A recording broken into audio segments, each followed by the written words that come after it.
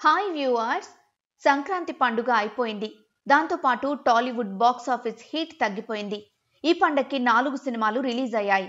వాటి ఫలితాలు ఏంటనేది కూడా దాదాపు తేలిపోయింది. అయితే ఈ సంక్రాంతికి బాక్స్ ఆఫీస్ విన్నర్ ఎవరు? 3 పెద్ద సినిమాలు, ఒక చిన్న సినిమా రిలీజ్ అయిన ఈ సీజన్లో అసలైన విజేతగా నిలిచిందెవరో చూద్దాం. ముందుగా జనవరి 12వ తేదీ మహేష్ బాబు గుంటూరు కారం, హనుమాన్ మూవీస్ ఒకేసారి రిలీజ్ అయ్యాయి. గుంటూరు కారం మహేష్ స్టార్ పవర్ తో హ్యూజ్ ఓపెనింగ్స్ సాధించి 5 రోజులు గడిచేసరికి దాదాపు 90 కోట్ల షేర్ కలెక్ట్ చేసింది. ఈ మూవీ టోటల్ ప్రీ బిజినెస్ 140 కోట్లు, అంటే ఇంకా 50 కోట్లు వసూలు చేయాలి. ప్రస్తుతం ఉన్న ట్రెండ్ బట్టి చూస్తే అది సాధ్యమయ్యే పని కాదు.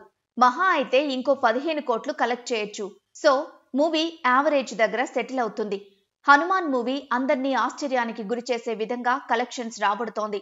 90 సంవత్సరాల టాలీవుడ్ హిస్టరీలో ఎప్పుడో ఒకసారి ఇలాంటి అద్భుతాలు చూశాం. అందులో హనుమాన్ ఒకటి. 26 కోట్ల ప్రీ రిలీజ్ బిజినెస్ జరుపుకున్న ఈ మూవీ 5 రోజులకు గాను 100 కోట్లకు పైగా గ్రాస్, 50 కోట్ల షేర్ కలెక్ట్ చేసి సెన్సేషనల్ బ్లాక్ బస్టర్ అయింది. ప్రెజెంట్ ట్రెండ్ ని బట్టి చూస్తే 100 కోట్ల షేర్ అనేది ఈజీగా సాధించేస్తుంది. ఆ ఘనత సాధించిన మొట్టమొదటి చిన్న సినిమాగా చరిత్ర సృష్టించబోతోంది హనుమాన్. తర్వాత సైంధవ్ జనవరి 12న రిలీజ్ అయి నెగిటివ్ టాక్ తెచ్చుకుని సరైన ఓపెనింగ్స్ కూడా సాధించలేకపోయింది.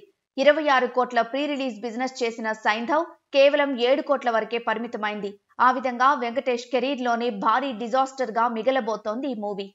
ఇక లాస్ట్ నాసామిరంగా కేవలం 19 కోట్ల ప్రీ బిజ్ జరుపుకుని చాలా తక్కువ థియేటర్స్ లో రిలీజ్ అయి 3 రోజులకి 15 కోట్లకు పైగా షేర్ కలెక్ట్ చేసి బ్రేక్ ఈవెన్ కి దగ్గరలో ఉంది. టోటల్ గా 30 కోట్ల షేర్ కలెక్ట్ చేసే ఛాన్స్ ఉంది నాసామిరంగా మూవీకి.